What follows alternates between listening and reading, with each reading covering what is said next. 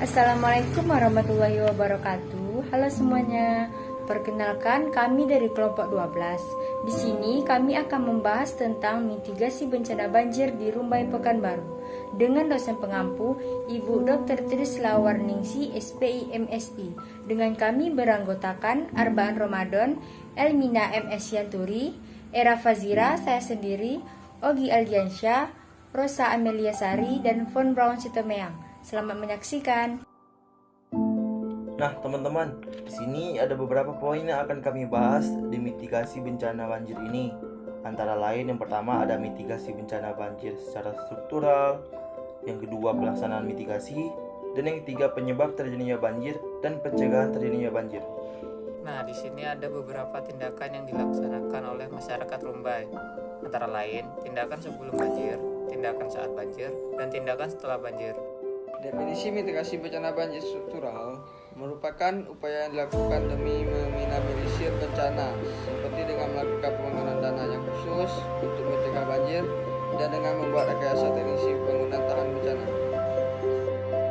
Analisis mitigasi bencana banjir struktural dianalisa melalui evaluasi dan memonitor data curah hujan, debit air, dan informasi yang berkaitan dengan banjir yang mudah memprediksi wilayah lain.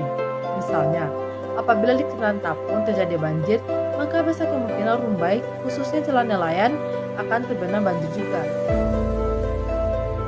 Pelaksanaan mitigasi bencana banjir struktural.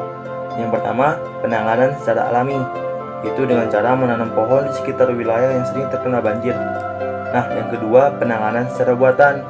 Di sini, kita disuruh memperbanyak membangun selokan dengan tujuan yaitu agar air, baik air tua air hujan ataupun air yang berasal dari sungai, tidak tersumbat di satu tempat, melainkan terus mengalir. Pelaksanaan mitigasi bencana banjir non struktural. Yang pertama, mengevaluasi tempat rawan terjadinya banjir. Kedua, melakukan pengamatan. Dan yang ketiga, memperbaiki sarana dan prasarana. Penyebab terjadinya banjir terdapat dua faktor. Yang pertama yaitu faktor alam, seperti curah hujan yang tinggi, volume air sungai meluap.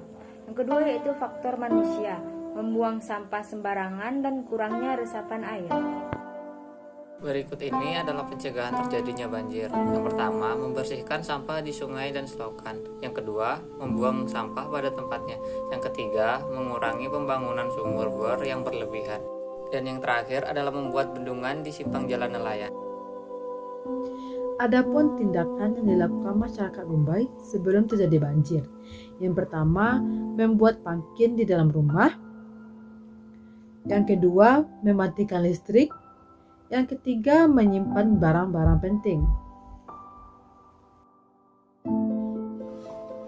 Tindakan yang dilakukan masyarakat Rumbai saat terjadinya banjir, yang pertama, tidak panik. Kedua, mengungsi ke tempat yang tinggi. Dan yang ketiga, mendengarkan informasi. Nah, tindakan yang dilakukan masyarakat Rumbai setelah terjadinya banjir, yaitu yang pertama, membersihkan tempat tinggal dan lingkungan yang terkena banjir, seperti membersihkan lumpur yang tergenang di dalam rumah. Yang kedua, menjauhkan kabel atau listrik agar tidak terjadi hal yang tidak diinginkan. Berikut beberapa dokumentasi yang dapat dari beberapa sumber.